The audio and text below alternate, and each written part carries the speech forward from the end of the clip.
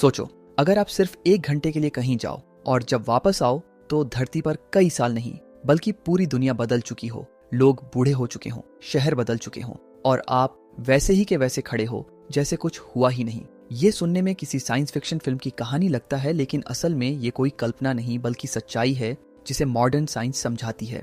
NASA और दुनिया भर के वैज्ञानिकों ने अंतरिक्ष में ऐसे कई फेनोमेना ऑब्जर्व किए हैं जो ये साबित करते हैं कि समय हर जगह एक जैसा नहीं चलता। हम अपनी रोजमर्रा की जिंदगी में समय को सीधी लाइन की तरह देखते हैं, जहां हर सेकंड बराबर होता है, घड़ी टिक टिक करती है और हमें लगता है कि यही यूनिवर्सल ट्रूथ है। लेकिन असलियत इससे बिल्कुल अलग है। असलियत ये है कि टाइम फ्लेक्सिबल है, ये मुड़ सकता है, ये धीमा हो सकता है और कुछ एक्सट्रीम कंडीशंस में ये लगभग रुक भी सकता है। अब यहाँ रुककर एक सिंपल सवाल सोचो, अगर टाइम सच में हर जगह अलग अलग स्पीड से चलता है तो क्या इसका मतलब ये है कि इस दुनिया में कुछ लोग अनअवेयरली फ्यूचर में जा रहे हैं? जवाब है हाँ, और ये कोई थ्योरी नहीं बल्कि रियल ऑब्जर्वेशन है। एस्ट्रोनॉट्स जो अंतरिक्ष में जाते हैं वो जब वापस लौटते हैं तो टेक्निकली वो हमसे कुछ माइक्रोसेकंड फ्यूचर में होते हैं। फर्क छोटा है लेकिन कॉन्सेप्ट बहुत बड़ा है। लेकिन असली खेल यहीं से शुरू होता है, क्योंकि हम टाइम को सिर्फ घड़ी से समझते हैं, लेकिन टाइम असल में ग्रेविटी और स्पीड से कंट्रोल होता है और यही चीज इसे खतरनाक और फैसिनेटिंग दोनों बनाती है। अब इमेजिन करो, तुम पृथ्वी पर खड़े हो और तुम्हारा दोस्त एक स्पेसशिप में बैठकर इतनी तेज स्पीड से ट्रैवल कर रहा है जो लाइट के करीब है। तुम्हारे लिए 10 साल गुजर जाते हैं, लेकिन उसके लिए शायद सिर्फ 2 या 3 साल ही बीते हों। जब वो वापस आएगा तो वो लिटरली तुमसे छोटा होगा। ये कोई कहानी नहीं, इसे टाइम डिलेशन कहा जाता है और ये फिजिक्स का प्रूवन रूल है। अब यहाँ एक और ट्विस्ट, अगर तुम सोच रहे हो कि ये सिर्फ स्पेस में होता है तो ऐसा नहीं है। अभी इस वक्त भी तुम्हारे सिर और तुम्हारे पैरों के बीच टाइम अलग स्पीड से चल रहा है, क्योंकि पृथ्वी के सेंटर के करीब ग्रेविटी ज्यादा है, इसलिए वहां टाइम थोड़ा स्लो होता है।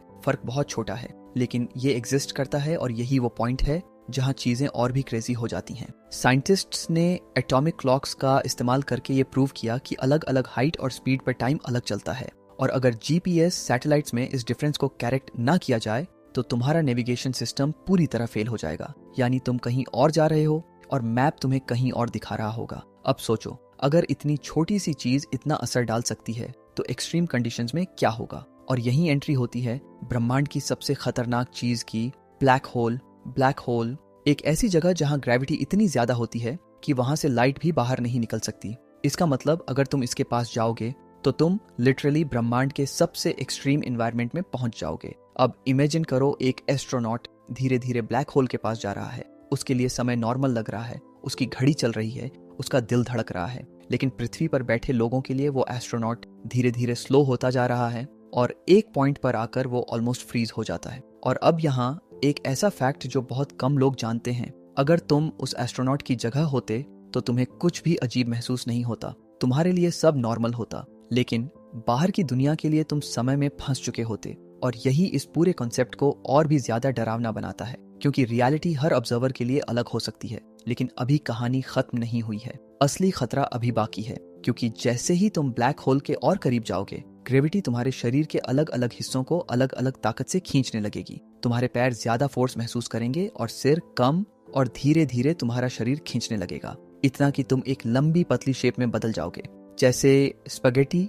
इसलिए इसे स्पगेटिफिकेशन कहा जाता है, और यही वजह है कि अभी के समय में वहां सरवाइव करना लगभग इम्पॉसिबल है। लेकिन साइंटिस्ट्स यही नहीं रुके, वो लगातार ये जानने की कोशिश कर रहे हैं कि क्या फ्यूचर में हम ऐसी टेक्नोलॉजी बना सकते हैं जो इंसान को एक्सट्रीम ग्रेविटी से बचा सके। अब यहाँ एक और माइंड ब्लोइंग कॉन्सेप्ट आता है, वर्म होल्स। इमेजिन करो, स्पेस टाइम एक पेपर है। अगर तुम उस पेपर को फोल्ड कर दो और 2 दूर पॉइंट्स को जोड़ दो तो तुम्हें लंबा रास्ता तय नहीं करना पड़ेगा। वर्म होल भी कुछ ऐसा ही होता है, एक शॉर्टकट जो तुम्हें ब्रह्मांड के एक हिस्से से दूसरे हिस्से तक इंस्टेंटली पहुंचा सकता है। अगर वर्म होल्स एग्जिस्ट करते हैं तो शायद फ्यूचर ही नहीं बल्कि पास्ट में ट्रैवल भी पॉसिबल हो सकता है। लेकिन प्रॉब्लम ये है कि अभी तक इसका कोई सॉलिड प्रूफ नहीं मिला है। और अब एक ऐसा सवाल जो तुम्हें सोचने पर मजबूर करेगा, अगर फ्यूचर में ट्रैवल पॉसिबल हो गया तो क्या होगा? क्या हम अपने फ्यूचर को बदल पाएंगे या फिर हम सिर्फ उसे देख पाएंगे? कुछ साइंटिस्ट्स मानते हैं कि टाइम फिक्स्ड है, जो होना है वो पहले से तय है,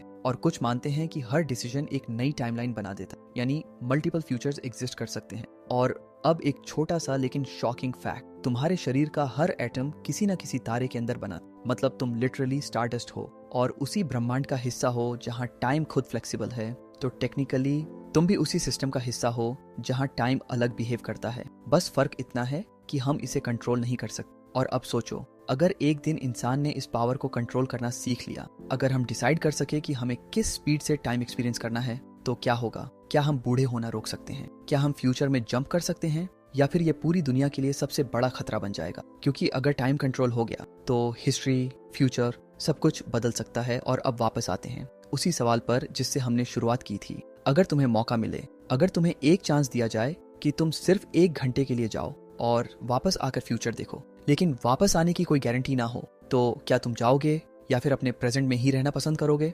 कमेंट में जरूर बताना।